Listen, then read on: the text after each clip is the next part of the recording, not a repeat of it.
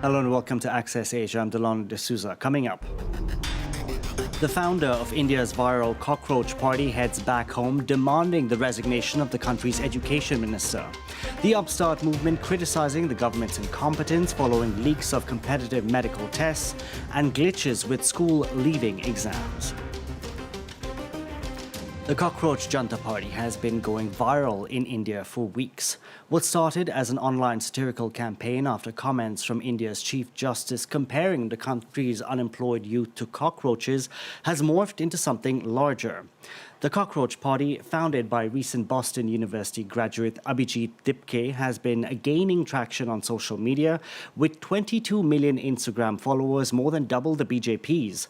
The movement's appeal stems from its ability to resonate with the frustrations of India's disillusioned youth. Kemi Knight reports. India has the largest youth population on Earth. 367 million people between the ages of 15 and 29. And it's more educated than ever before. On paper, this gives India an enormous demographic advantage. But in reality, those qualifications don't translate into stable, well-paying jobs. It's causing frustration among India's youth that's come in the form of the Cockroach Janta Party, born after India's Chief Justice described unemployed young people as cockroaches. The party's leader says it started off as a satirical AI-generated campaign to mock the government for not being in tune with the youth. But it's now snowballed into a serious movement on social media to address issues of unemployment. So there is a huge chunk, about 60 to 70% of the graduates who doesn't have a job, which means having a degree in India right now is no longer a leverage but a liability. And if you don't address these issues and if you don't even acknowledge it, so obviously the youth will be frustrated by it. Those figures are on the higher end, but they reflect a reality. Despite India's economy seeing consistent growth, employment has not kept pace. A 2026 study showed 2/3 of India's unemployed youth were graduates. That's because jobs being created tend to be in construction, informal services and low-productivity agriculture, sectors that don't require or reward a degree. Meanwhile, hiring in IT, one of the few sectors that does absorb white-collar workers at scale, has slowed sharply, with automation cutting into entry-level jobs. A young population has the potential to power decades of growth, but India only has a few years to make the most of it. From 2030, the proportion of working-age population is expected to shrink. We can now bring in Saurav Das, spokesperson for the Cockroach Janta Party. Saurav, thank you so much for speaking to us. What is the Cockroach Janta Party? Is it still a satirical platform, or does it want to be something more? Thanks for having me. So Cockroach Janta Party began as a satirical platform launched by Abhijit Dipke in response to a number of exam papers that were being leaked and the general unhappiness of the youth of this country. But now it has taken a shape of a political youth movement. And since then, a call for a peaceful protest went out, and the protests are planned for tomorrow. And your question about the political ambitions, I think it is way too soon to say this, because it's just been 10-15 days since this party was launched. And we are having our first on-ground protest, and we are expecting a huge crowd to join us. There's a lot of sympathy for the cause. So only time will tell what shape this movement takes. And what's the government's response been so far? And are there concerns that it'll come down harder? We really don't know. I think the government is waiting and watching. But our main demand is that the education minister resigns. Because there has to be a culture of accountability, of answerability, which has completely disappeared from our current governance structure.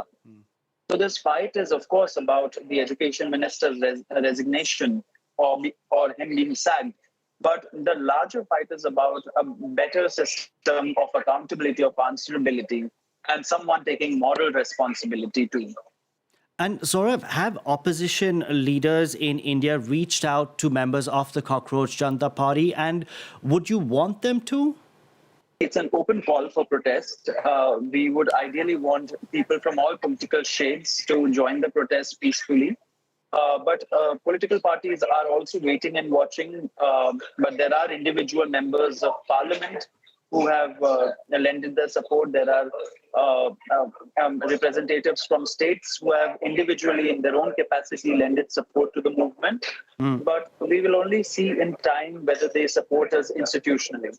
How does it make you feel when you hear members of the mainstream media within India question who is pulling the strings of the Cockroach Janta Party, effectively trying to discredit the movement? Unfortunately, we have become a very conspiratorial society. There's little public trust, and this is what the movement is about restoring public trust, not just in the institutions that are massively being captured by the current government, but also bringing a culture of accountability and answerability. Of course, the mainstream media is under the capture of the present regime completely because of the strings that it is able to pull, the pressure it is able to mount on several media owners, and most of the media houses are owned by rich businessmen who are close to the present regime. So we never expected them to support us in any case, but the youth is really fed up of this, and therefore you see us having 22 million followers on Instagram and a large number of following on Twitter as well. So this is an alternate platform, an alternate medium, and the government knows this very well, the kind of discontent there is amongst the youth of this country. I know that the founder of the Cockroach Party says he's received death threats. I'm just wondering, are your families concerned? Your family, for instance, are they concerned that you've joined this movement and now you're calling for people to take to the streets? The families are all very concerned, not just because, see, the movement is not really about one person. It's not about Abhijit Dipke or about Saurav Das. But it's about each one of those persons who will now come out on the streets and democratically exercise their right to protest and dissent. So families of not just the two of us, but every family is worried, anxious about what the government is going to do, whether it is going to let the protest happen peacefully or induce violence in it through its fringe elements. That's something that only time will tell. But yes, there has been death threats against Dipke's family. There's a lot of anxiety when it comes to my family also, but they all know that we are doing this for a good cause, for a better India. Saurav, thank you so much for speaking to us. Stay safe, and we will be definitely watching what happens with the cockroach movement in India. Thank you for joining us. Thank you very much. We can now bring in Christophe Jaffrelot, a political scientist specializing in India and research director at the CNRS. Christophe, thank you so much for joining us. This youth movement, the Cockroach Party, has tapped into, the growing anger amongst India's youth. What do you, according to you, are the source of these frustrations? Well, the main source is joblessness. Graduates in India do not get a job. And they have diplomas, they have degrees. Most of the time, they've paid private universities to get these degrees. They may have now debts to repay, and they can't get a job. So when you have something like 40% of the urban youth on the dole, unemployed, you're bound to have frustrations. And of course, the turning point has been forms of corruption, making the exams postponed, rescheduled, and that was the spark, really, for the movement. Christophe, what can traditional opposition parties learn from the cockroach movement? Well, I think that they've learned that to change politics in India, you need a social movement. And they could not really capitalize on the farmers' movement that took place a few years ago, but they may capitalize on this one if the regime permits, because we'll see tomorrow whether demonstrations are allowed, whether there is no repression of the social media in the first place. So tomorrow is a very important test for the oppositions, I would say, not only the youth in the street, but also the parties of the opposition. Should the opposition make more of an active effort to join the cockroach movement? I'm not sure, because if this movement appears as a partisan kind of movement, it will be more easily discredited. So it will make more sense for the opposition parties to wait for the next elections. There'll be important state elections in the coming months and years.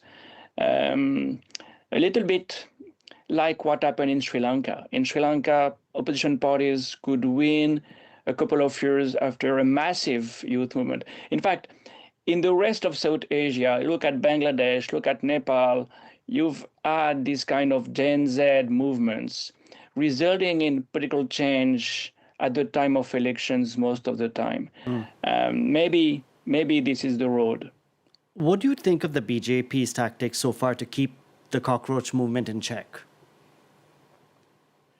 Well, they do not want to admit failures, mistakes. They don't want to sacrifice the education minister, whose resignation is asked by the leaders of the movement. They are applying the same kind of strategy they adopted against the farmers' movements for years, literally. Whether that will result in the same conclusion remains to be seen, of course. And can the Modi government get away with a heavy-handed response if they choose to go down that route? Well, I think there is a fatigue with this government. So to ignore protest, to constantly refuse accountability may become more and more problematic. You may, on the government side, need to be even more authoritarian and at the end make this democracy a farce by not acknowledging that there are problems. Christophe Jaffrelot, thank you so much for speaking to us today. Thank you. And that's it for this edition of Access Asia. Thank you very much for watching.